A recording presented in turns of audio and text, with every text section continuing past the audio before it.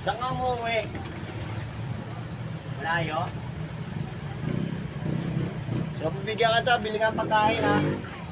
So guys, may nanghihingi dito sa shop yun. Nakakawa naman. So, siyempre, kahit ito bubukas ko lang, wala pa kang na mano, bibigyan ko si kuya. Thank you sa'yo. Dali lang guys ha.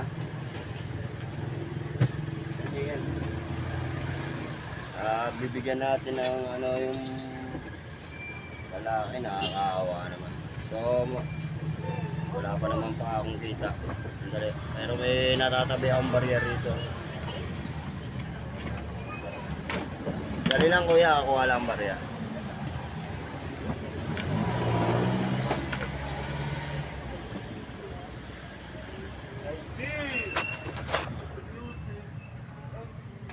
So, ito.